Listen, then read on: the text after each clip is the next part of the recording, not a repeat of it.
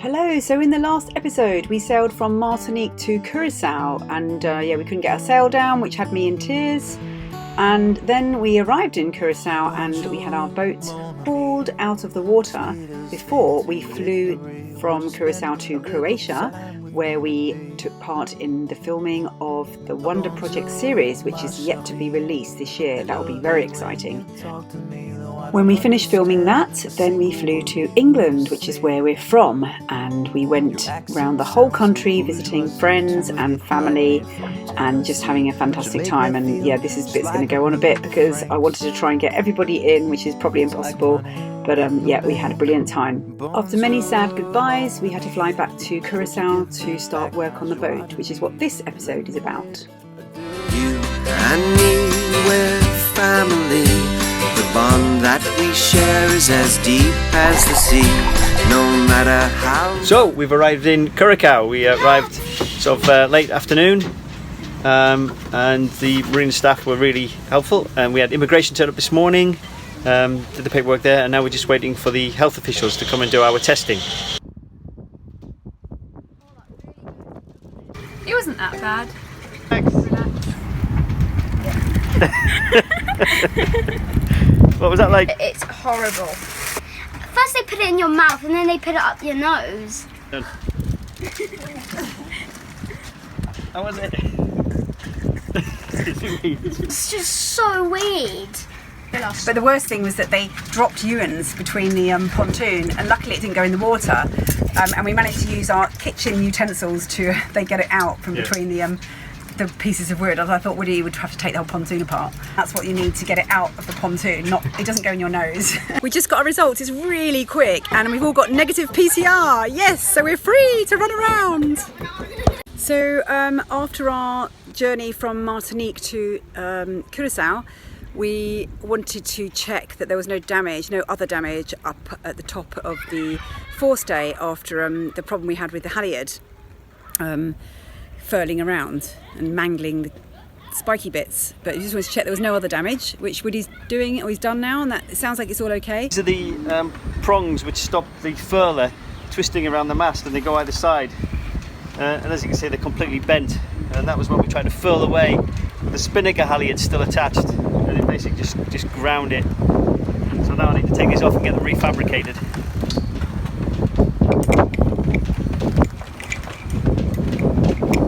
But also we lost our steaming light. Well, we didn't actually lose it, it fell off. So he's just fixing that now.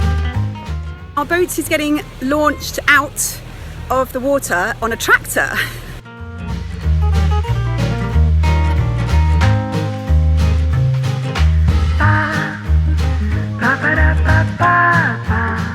The depth is only 1.8, so I don't know how we're managing to stay here unless it's just a load of mud. But yeah, this looks interesting.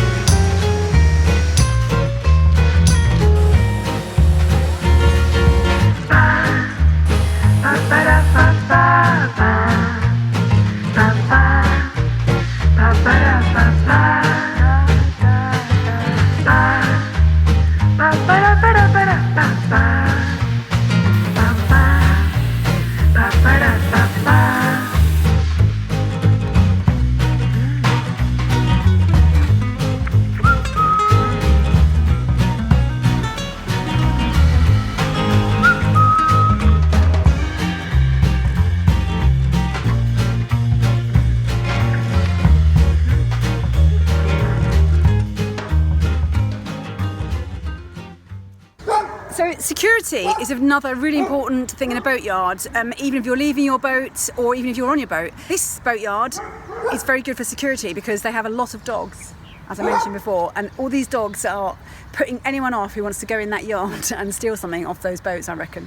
The location of this boatyard isn't brilliant because it's surrounded by wild dogs, and also, that's not the main thing, it's actually not near anything really. There's no shops, there's no bars, there's nothing. So now we're going to show you how far we have to walk to get into town.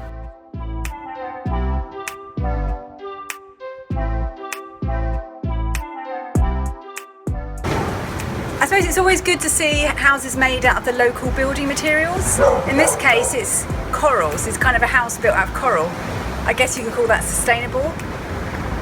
Okay, the strange thing about this street is, well, it's kind of right by the sea. The town kind of edges right onto the sea and there's the ocean. That's a bit odd. But then some of the houses along here are completely dilapidated, and then some are being done up really nicely. So it's a complete mix. You'll have someone that's run down in a ruin almost next to a really nicely, brightly painted house that's either residential or it's a bar or it's an office.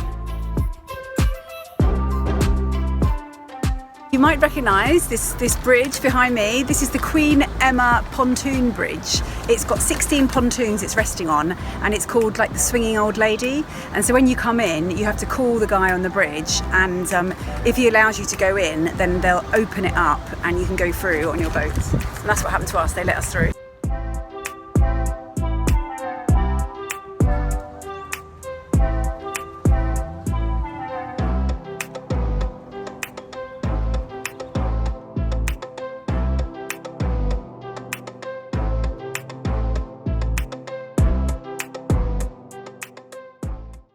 There's a place over there called the Pagoda, and it's where all the kids in the yard do their school. We do our school there too. And there's like 2 nice sofas, a table, like a cafe area. The schooling in the boatyard is actually pretty good because we've got this communal area here, and some of the kids from the other boats come down here and do the schooling on a morning. I just finished my maths, but I'm in a good mood because tomorrow's Friday. There are a few distractions. There's a couple of lizards keep coming begging for food, so the kids get a bit distracted with that, but it kind of breaks up the day a bit.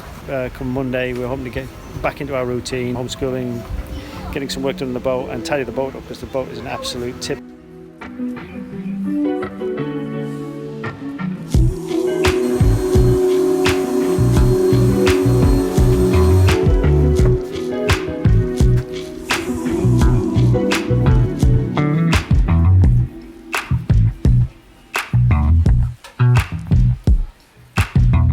It's always nice to see local wildlife, but there again it's a bit worrying when you see iguanas climbing ladders and passerelles. Kind of makes you wonder what you're going to wake up to in the middle of the night.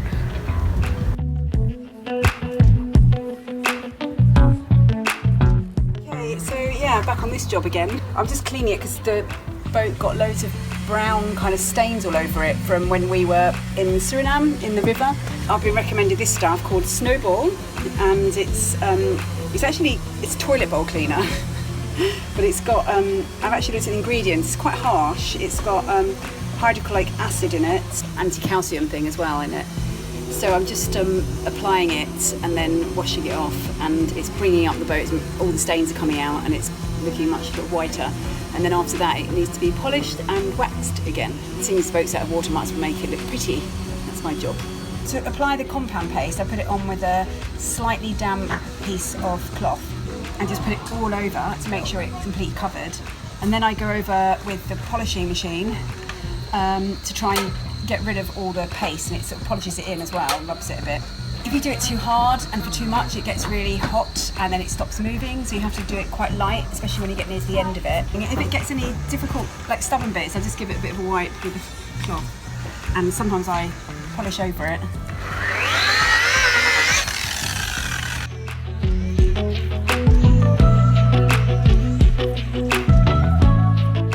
The things that are making it really difficult is trying to do schooling in the morning, so only being able to start kind of when the sun's at its hottest, and so it's hot, and also just there's lots of mosquitoes around. They're really, really rampant, the mosquitoes. They're big tiger mosquitoes, and you keep seeing them, and so I'm getting eaten alive. So yeah, other than that, it's fine.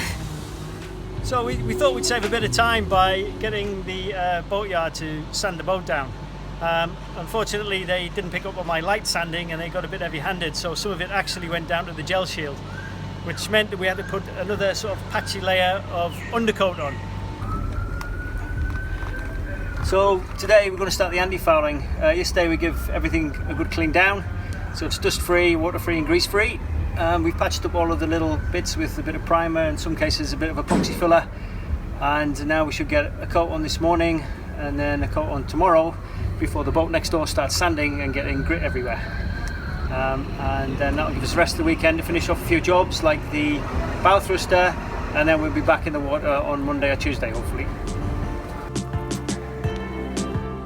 I broke my cardinal rule and bought some cheap rollers because I thought, well, it's just anti-fouling and we can just throw them away, but I haven't even got through a quarter of the boat and I've already gone through 4 rollers because the bits keep coming off them and they just basically fall apart. So I bought them in the Chinese shop, which should have been a warning sign, and so now I've had to go to the local chandlery, which is the most expensive, and get some decent ones. The other thing is it's really hot today. I'm sweating buckets at the moment, and I've had to actually switch from one side of the boat to the other because this side of the boat is in shade. So I'm going to do this one, and as the sun goes over in the afternoon I'll do the other side. I mean, it's hot because we're kind of in this valley here and there's a mountain there, and I think that's stopping the wind flow through, plus the fact our boat's facing the wrong way, because if you're facing into the wind you've got a nice bit of breeze blowing through, but that's not happening. I managed to get the first layer of anti-foul on, which was great, and then it all kicked off. It rained for a start, which meant it dragged the residue from the polish from the hull down onto the keel, and then we had yet another hydraulic pipe from a trailer burst right next to our boat, which sprayed the boat with hydraulic fluid. The same thing happened to us in Spain. I don't know whether it's us or whether this is a common thing in boatyards, but what it means is we've got spots of grease all over the boat now, which we've got to now clean off before we put the second layer on. This is supposed to be like a really simple job. Just, you know, put the first coat of anti-foul on, wait for it to dry, and then put the next coat on.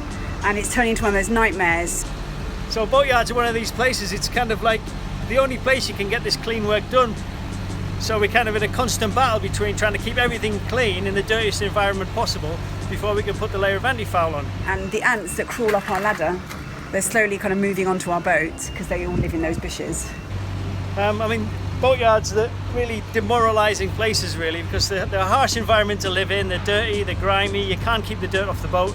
Ideally you'd want to get an Airbnb sort of off-site, so at least you can get cleaned up at the end of the day. I mean, a lot of cruising dreams actually flounder in boatyards. I think when the reality of keeping boats and keeping them on the move hits home to people, I think that's when they gave up. So boatyard, I think, is a pretty good boatyard actually. The showers are fine, the pagoda's fine, but we have to kind of leave the kids to get on with their schooling and hope that they do it.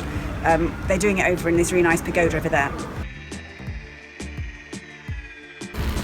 Right, so the final thing of making this hole look beautiful is to put some wax on.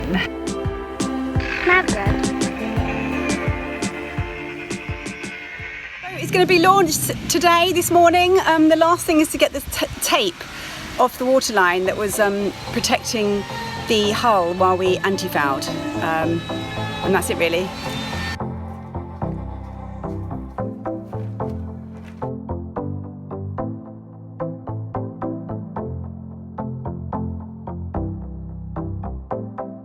So this morning we're going back into the water, which will be somewhat of a relief because it's been so hot and unpleasant in this boatyard. It's dirty, hot and sweaty and full of bugs and full of dirt and often full of dogs as well. They usually have guard dogs running about freely, so the kids get a bit scared when they go to the toilets. But we'll be relieved to go back into the water and get a bit of breeze and carry on our journey.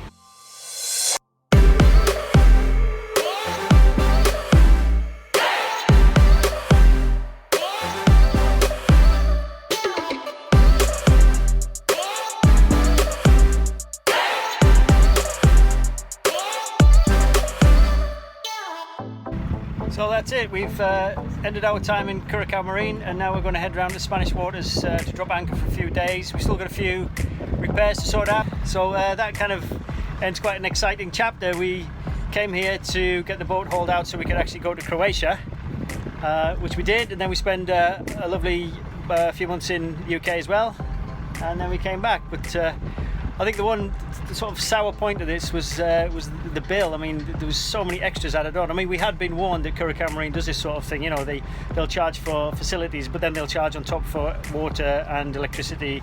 And if you stay on board, they'll charge a bit extra for that, and so on and so forth, and it soon adds up.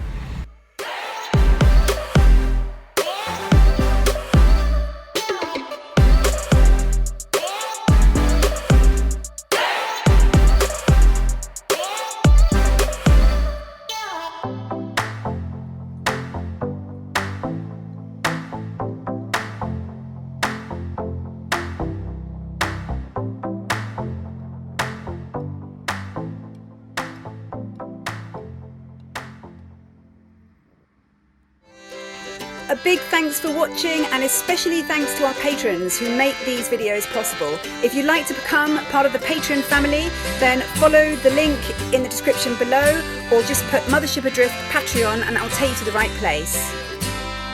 You and me, we're family.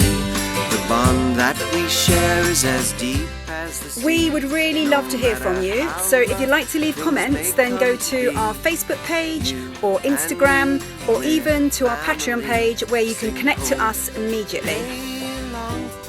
And don't forget to check out our new t-shirt designs available on our merchandise store. Hey, you'll always be alright by me. Yes, you're alright by me. This is St. Paul's. This is St. Paul's Cathedral. Cathedral. Again? St. Paul's Cathedral.